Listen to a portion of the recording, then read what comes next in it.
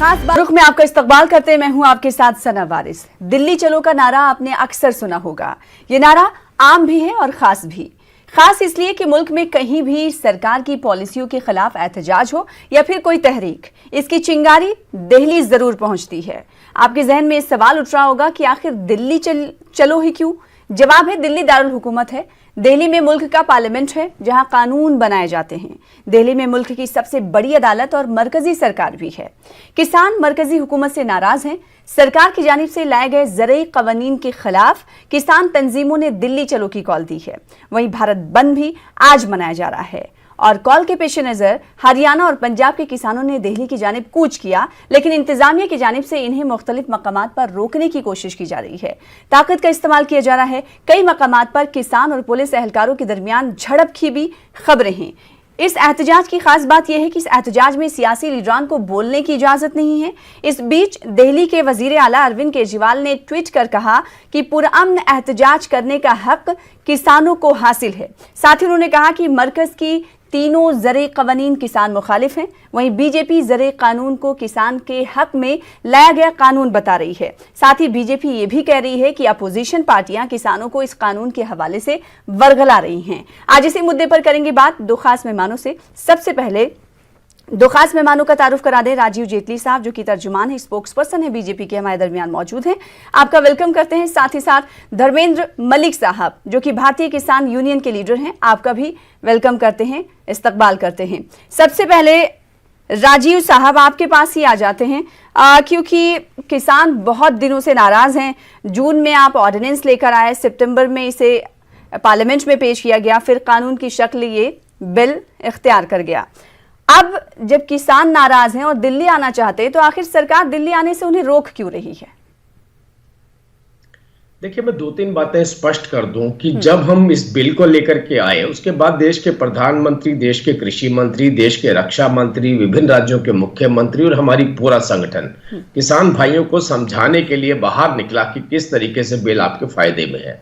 किसान भाइयों को पूरा बताया गया कि कौन कौन सी जो प्रोक्योरमेंट एमएसपी के तहत होती है, जो सरकारी परचेज होती है, वो वहीं की वहीं मेंटेन रहेगी। उनको ये भी बताया गया कि मंडियों का और जाल बिछाया जाएगा। इसका सीधा सीधा अभिप्राय है कि अगर आप मंडियों का ज्यादा जाल बिछाते हैं मतलब कि सरकारी परचेज आपकी वहीं की वहीं रहेगी जो एमएसपी की होती है। बावजूद उसके अब कोरोना महामारी में पंजाब से भारी मात्रा में किसान दिल्ली की तरफ चलना शुरू हुए। मैं उनको किसान का नाम दूं या किसी राजनीतिक पार्टी द्वारा बरगलाए गए भोले भाले लोगों का नाम दूं, दोनों ही नाम दे सकता हूं मैं, क्योंकि उनके पीछे कहीं ना कहीं किसी और का हाथ हो सकता है। आप ये देखिए कि जब पंजाब के अंदर 30 दिसंबर से कर्फ्यू लगाया जा रहा है इस बात को लेकर कि एक महामारी पंजाब में फैल रही है, एक पेंडेमिक है जिससे बचाव चाहिए। अगर वही महामारी और पेंडेमिक से बचने के लिए दूसरे राज्यों के अंदर कानून बनाया जाता है और ये कहा जाता है कि आप लोग बाहर ना निकले या यहां पर कोई ना है, जैसा महाराष्ट्र के अंदर आपने देखा, आज महाराष्ट्र में कोई भी व्यक्ति नहीं जा सकता जब तक उसके पास कोविड की रिपोर्ट नहीं होगी। और यहां पर सड़कों पे सैकड़ों हजारों लोग अगर चलते हुए पैदल जाएंगे तो आपको लगता है कि इस महामारी के वक्त में उचित है, ये उचित रास्ता है। जब देश के रक्षा मंत्री ने, देश के कृषि मंत्री ने इस बात को कह दिया है कि 3 दिसंबर को मैं किसानों के साथ संवाद करूंगा, हम मिलने के लिए तैयार है, तो मुझे नहीं लगता कि कोई भी किसान इस तरीके से समझाने के बावजूद नहीं समझेगा। हाँ, भोले भाले लोगों को अगर पॉलिटिकल लोगों के द्वारा बरगलाया जाएगा तो ऐसे परिणाम जरूर आ सकते हैं। ठीक है राजीव साहब, इसीलिए हम किसी पॉलिटिकल लीडर को मदऊ नहीं कर रहे हैं अपने इस प्रोग्राम में, क्योंकि आप का जवाब देने के लिए धर्मेंद्र साहब जो कि भारतीय किसान यूनियन है, आपने कुछ देर पहले कहा कि वरगलाया गया है अपोजिशन पार्टियों पर, बीजेपी वक्तन फवक्तन इल्जाम लगाती रही। धर्मेंद्र मलिक साहब, आखिर सरकार जो बात कह रही है ज़रई फार्म कृषि कानून के हवाले से, आपको सरकार पर भरोसा क्यों नहीं हो पा रहा है? साथ ही एक ऐसे वक्त में आप लोगों की जानिब से, किसानों की जानिब से जो पैंडेमिक चल रही है उसके दरमियान आप दिल्ली जाना चाहते हैं। सरकार ये कह रही है कि जब हम बात करने के लिए तैयार है 3 दिसंबर को, तो उतना तो इंतजार कर लेना था। मैं पूछना चाहता हूं भारतीय जनता पार्टी के प्रवक्ता महोदय से कि टीवी पे बैठ के अच्छी सी बात कर देने से किसी बात का हल नहीं हो जाता। इन्होंने पेंडेमिक की जो बात कही, महामारी की बात कही, क्या बिहार चुनाव के दौरान कोरोना खत्म हो गया था क्या? बिहार में जब आप रैलियां कर रहे थे तो तब आपको दिखाई नहीं दे रहा था कि देश में कोरोना है, और दूसरी बात बरगलाने की बात करते हैं। अरे किसान इतना पागल है क्या? ये किसान के हक का सवाल है, ये किसान के पेट का सवाल है। किसान किसी के बरगलाए से नहीं बरगलाता। किसानों ने तो आपको भी सत्ता में लाए थे। अगर उस समय कांग्रेस यही बात कहती कि भारतीय जनता पार्टी के लोग बरगला ले हैं, और दूसरे तमाम आंदोलन आपके मुरली मनोहर जोशी जो जीएम फ्री का आंदोलन चला था उसमें शामिल होते थे, महंगाई के आंदोलन में आपके लोग शामिल होते थे, तो आप भी बरगलाते थे लोगों को। तो अगर इस बात से ही आप पंडा छुटाना चाहते हैं कि बरगला के लाए जा रहे हैं, तो कोई किराए के किसान नहीं है, और ये पूरा देशव्यापी आंदोलन होगा। कल उत्तर प्रदेश में भी इसकी झलक आपको देखने को मिलेगी। अभी तो जो हरियाणा और पंजाब की बात हो रही, कल आपको मध्य प्रदेश, उत्तर प्रदेश, उत्तराखंड, सब राज्यों की जो स्थिति होगी वो सरकार को पता लग जाएगा। दूसरा मेरा एक सवाल ये भी है कि भाई आप कह रहे हो कि हम किसानों के भले के लिए हैं, किसानों के वेलफेयर के लिए कानून लाए हैं। भाई हम अपना वेलफेयर नहीं चाहते। अगर वो क्षेत्र, वो सेक्टर में लोग जिसके लिए कोई कानून बनाया जा रहा है वे उसका विरोध कर रहे हैं, तो आप इसको वापस ले लिए, क्या दिक्कत है? लेकिन आप तो अपने पूंजीपति मित्रों की मदद करना चाहते हैं, इसलिए आप ये 3 कानून लेकर आए। हमारा एक छोटा सा सवाल है कि अगर आप 3 कानून लेकर आए तो उसके साथ में एक क्लोज जोड़ दो, या एक चौथा कानून और ले आओ कि देश में न्यूनतम समर्थन मूल्य से कम पर जो खरीद होगी वो खरीद अवैध मानी जाएगी और उसको आपराधिक माना जाएगा और उनके खिलाफ कार्रवाई होगी। बस हम इतना सा ही तो चाहते हैं। अगर आपकी नीयत साफ है तो आप लिख के क्यों नहीं दे देते? भाई आप कानून बना दो एमएसपी को, इतनी सी तो बात है। और देश के रक्षा मंत्री या प्रधानमंत्री जी कई बार साबित हो चुके हैं।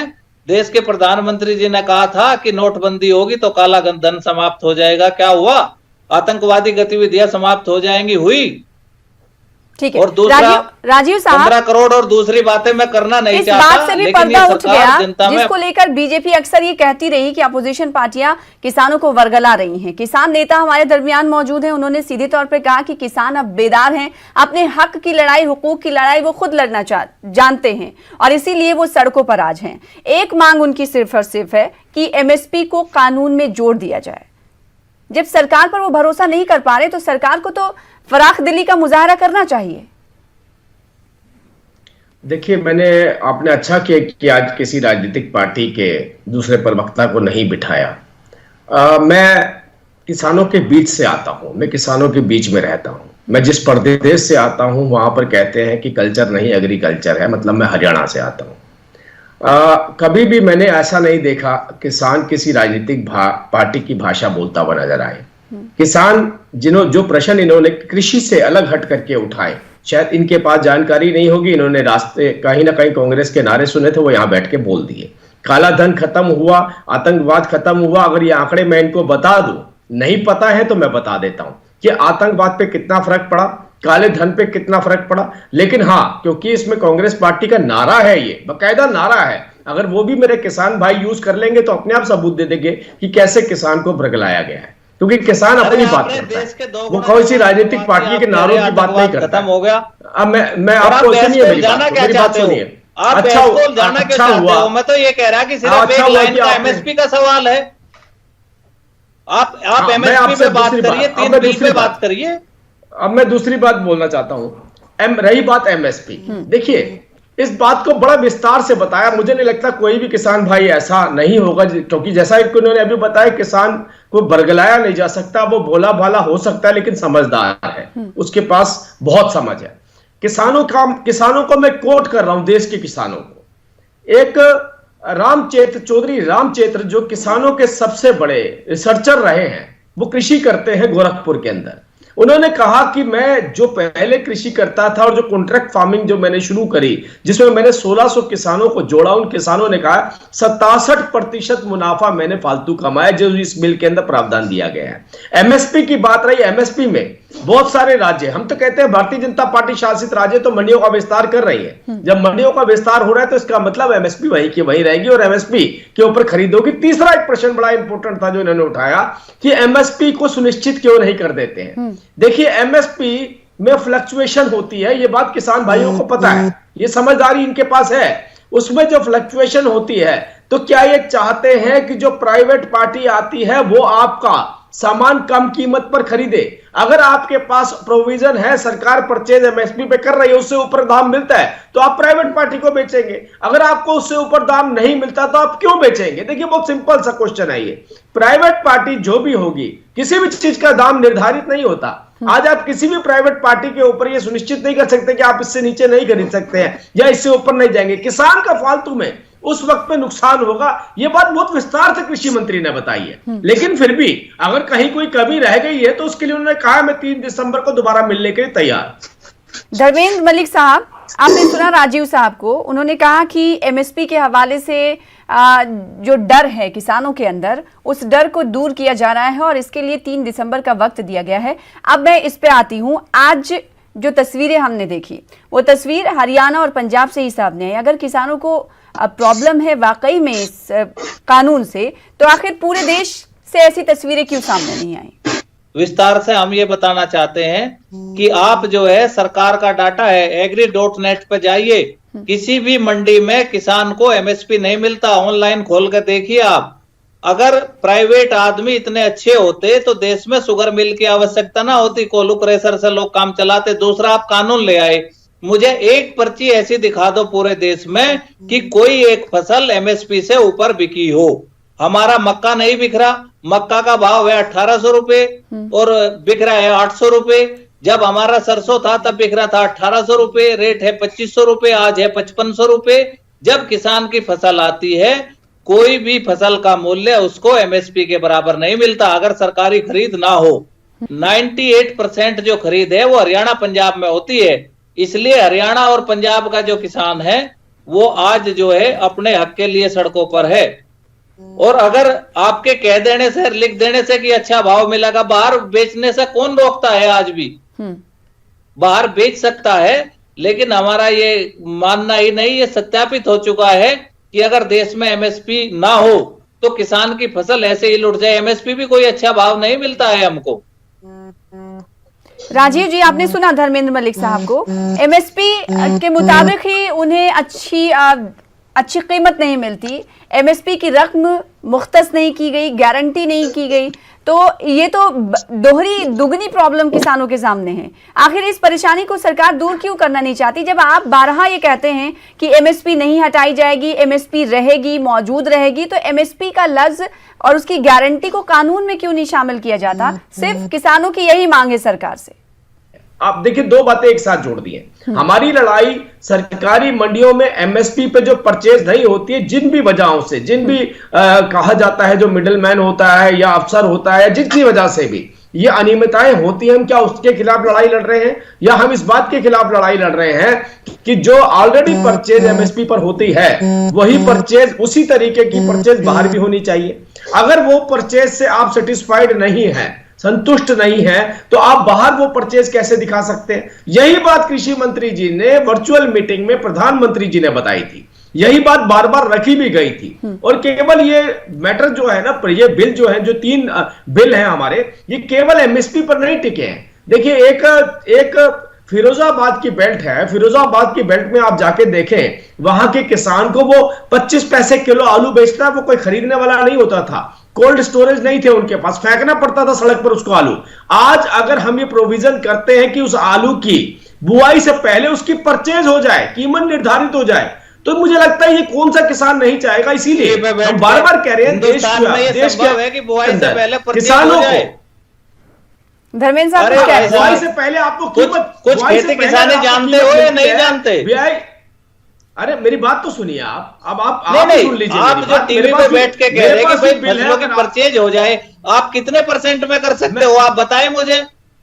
आप फ्लोरिकल्चर में भी नहीं कर सकते, आप वेजिटेबल में भी नहीं कर सकते। देश का अनाज सड़ता है सड़कों पर। उत्तर प्रदेश में धान की खरीद नहीं हो रही है, किसान एक महीने से ट्राली लिए पड़े हैं मंडियों में। आप कह रहे हैं कि हम, भाई आप कौन से सिस्टम से पहले करा देंगे?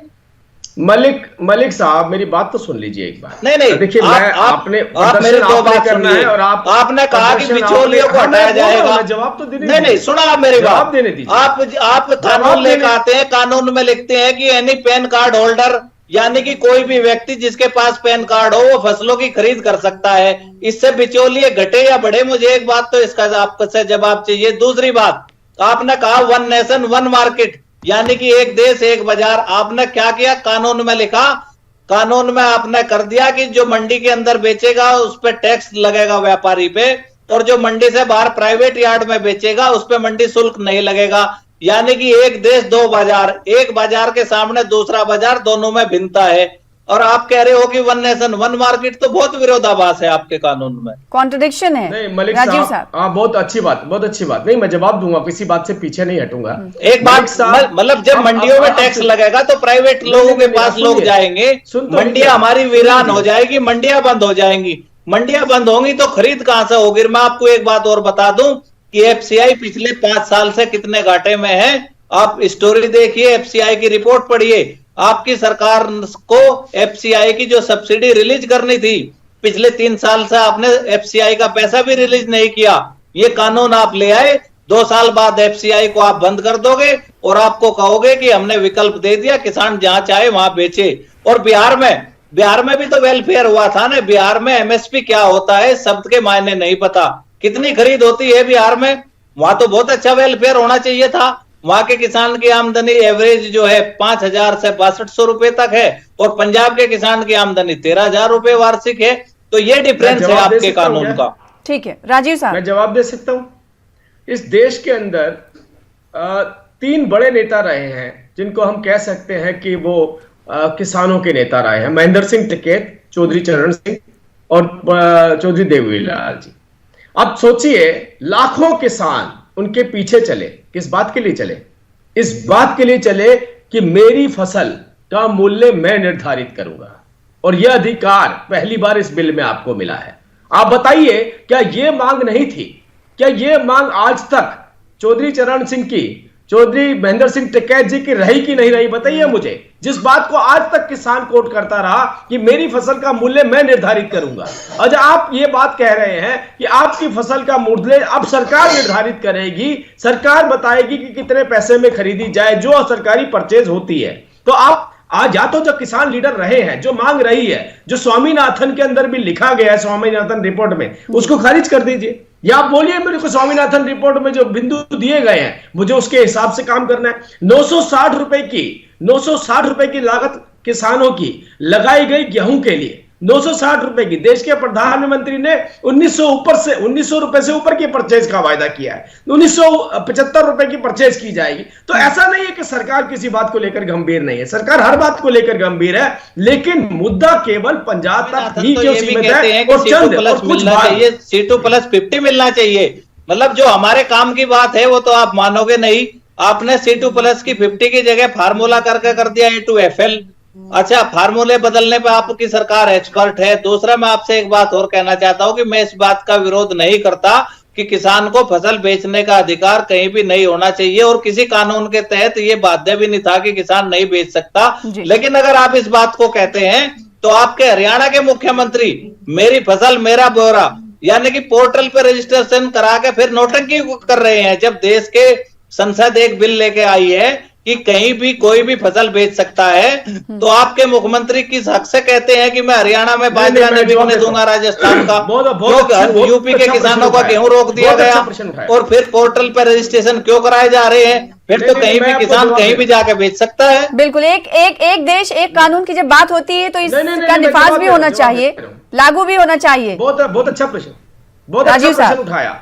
आपको पता है जो सेंट्रल पूल की फसलें होती हैं उसमें आप दूसरे राज्य में जाकर फसल बेच सकते हैं, क्योंकि जो अनियमितताएं बरती गई हैं। राजस्थान का किसान बाजरा लेकर के हरियाणा में आता है, बाजरे का एमएसपी हरियाणा ने डिसाइड किया, सेंटर की तरफ से डिसाइड नहीं है। मूंग की दाल हरियाणा ने डिसाइड करी है, सेंटर की तरफ से डिसाइड नहीं है। तो जो राज्य अपनी फसल का मूल्य निर्धारण करता है वो अपने किसानों को पहले बेनिफिट देता है, लेकिन जो सेंट्रल पूल की फसलें होती हैं उसमें किसी भी राज्य में जाकर बेचा जा सकता है। मलिक साहब, मुझे लगता है ये जानकारी अगर नहीं थी तो मैं आपको इसको थोड़ा सा अपडेट कर देता हूं।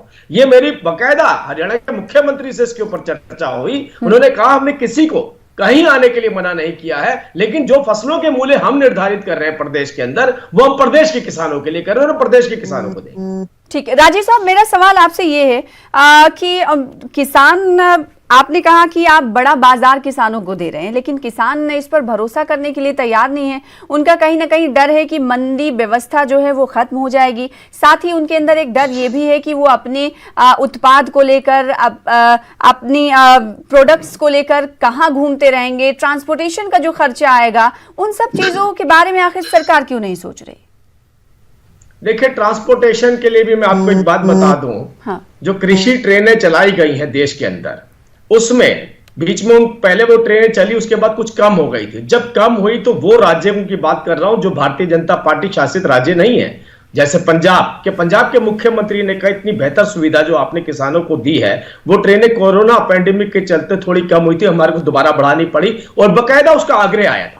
तो हमने ट्रांसपोर्टेशन कॉस्ट भी कम करने की कोशिश की और हम कर रहे हैं। लेकिन मुख्य मुद्दा यह कि हम कितनी भी चर्चा कर लें, फिलहाल यहां पर हल नहीं निकल सकता। हल तो तभी निकलेगा जब किसान भाई, किसान संगठन, देश के प्रधानमंत्री, देश के कृषि मंत्री जी के साथ संवाद करेंगे और संवाद के बाद जब उनकी इस बात को समझ आएगा। आज उनका एजिटेशन हो सकता है, कोई भी पार्टी, कोई भी पॉलिटिकल पार्टी उनके पीछे खड़ी है या नहीं खड़ी वो अलग सब्जेक्ट है, लेकिन जो भी एजिटेशन है, विश्वास दिलाते हैं उनको पूरी तरह। राजीव साहब, ठीक है, पॉलिटिकल पार्टियां एक हद तक किसी को वर्गला सकती हैं, किसी तंजीम को वर्गला सकती हैं, लेकिन किसान जो दिन भर खेती करता है और खेत पे ही सो जाता है, दिन रात बच्चों की तरह खेतों को पालता है, वो भी तो खेती की समझ रखते होंगे ना?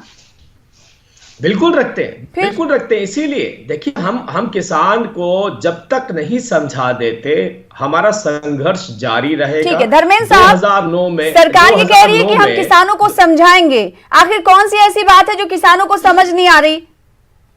किसान एमएसपी पर डटे हुए हैं। अहम प्रॉब्लम कहाँ है, परेशानी किसानों को आखिर कहाँ आकर होती है? देखिए, मैंने पहले भी कहा था कि अब किसान वो किसान नहीं है कि उसके बच्चे भी पढ़े लिखे हैं, आजकल वो भी स्कूल कॉलेज जाते हैं, कि उसको कोई बरगला सके।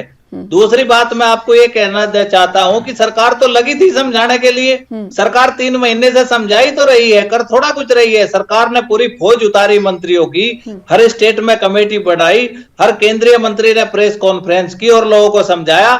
लेकिन मैं आपको ये कह देना चाहता हूं कि किसान पूरे जोरदार तरीके से डट के इसके विरुद्ध है और इन्होंने इस बार किसानों को छेड़ा है। ये देश में असली क्रांति होगी। पिछले 100 सालों में इतना बड़ा आंदोलन या महेंद्र सिंह टिकैत जी के बाद पहला कोई इतना बड़ा आंदोलन होगा। चाहते क्या है सरकार से? कोविड के बाद बड़े लोगों को एक बात समझ में आ गई कि हर चीज के बिना देश चल सकता है, लेकिन अन्न के बिना दुनिया नहीं चल सकती है। तो सब जो है फूड ग्रेन सिस्टम में आना चाहते हैं। और मैं राजन जी को बताना चाहता हूं कि देखिए, अगर इन पे बहस करनी है तो पहले आपको WTO पढ़ना पड़ेगा और FTA पढ़ना पड़ेगा।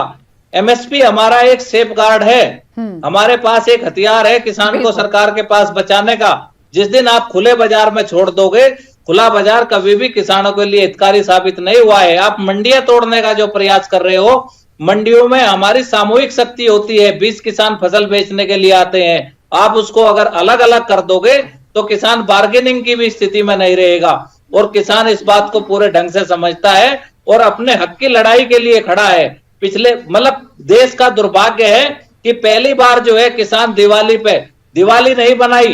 देश के प्रधानमंत्री के पुतले जिस देश में फूके हो दीपावली दशहरे पे, इससे दुर्भाग्यपूर्ण कुछ हो नहीं सकता। दिल्ली हमारी है, हम आजाद देश के नागरिक हैं। बहुत अफसोसनाक और चिंताजनक बात है कि सरकार पर किसानों को भरोसा नहीं हो पा रहा है। उनको लग रहा है कि मंडियां खत्म हो जाएंगी और MSP मुख्तस नहीं होगा, तो अगर वो प्राइवेट जगह पर जाकर बेचते हैं तो उन्हें रकम ही नहीं मिलेगी, वहां तो बिचौलिए आ जाएंगे सामने। अगर कानून में ये प्रावधान हो जाएगा तो इन्हें मजबूती मिल जाएगी, इन्हें संजीवनी मिल जाएगी, जिसके लिए ये लड़ रहे हैं। देश के प्रधानमंत्री से बड़ा कोई पद नहीं हो सकता और जो किसी को आश्वासन दे सके। देश के प्रधानमंत्री जी ने सार्वजनिक रूप से इस बात को कहा है कि कोई मंडी बंद नहीं होगी, MSP की परचेज हमेशा चलती रहेगी और उसके रेट भी नहीं, उसके रेट भी बढ़ाए तो इसे कानून में नहीं शामिल किया जा सकता क्या राजीव साहब? बिल्कुल बिल्कुल। देखिए, जो कानून है उसे क्या शामिल करना? ये कानून है कि MSP पे परचेज होगी, ये कानून है। आप क्योंकि वो कानून है, बात यहां मांग ये नहीं हो रही है MSP पे परचेज होगी कि नहीं होगी।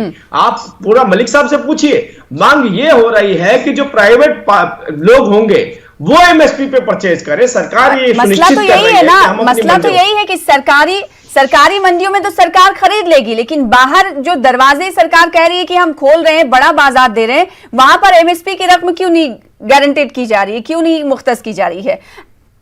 धर्मेंद्र साहब कुछ कह रहे हैं? हाँ, इसका जवाब मेरे पास है। मैं आपको बता देना चाहता हूं कि अगर देश में एमएसपी लागू होगा तो जो नए बिचौलिए पैदा होंगे, अगर इनके खिलाफ कानूनी कार्रवाई का प्रावधान हो जाएगा तो फिर इनको लाभ क्या होगा? आज सारा प्रयास इसलिए है कि एमएसपी को किसी तरह से खत्म कर दिया जाए। और तो अगर किसानों का इल्जाम है कि एमएसपी को खत्म बात... करने की कोशिशें की जा रही है, तो वहीं अगर सरकार की हम बात करें तो सरकार का सीधे तौर पर अल्फाज के जरिए कहना है कि एमएसपी खत्म नहीं की जाएगी, लेकिन किसानों की मांग है कि एमएसपी को कानून में जोड़ा जाए। बेहद शुक्रिया अदा करना चाहेंगे राजीव साहब, धर्मेंद्र साहब, आपका अपनी अपनी बातों को रखने के लिए प्रोग्राम दो रुख में। फिलहाल इसी के साथ मुझे दीजिए इजाजत, कल फिर बड़े मुद्दे के साथ हाजिर होंगे, तब तक के लिए आदाब।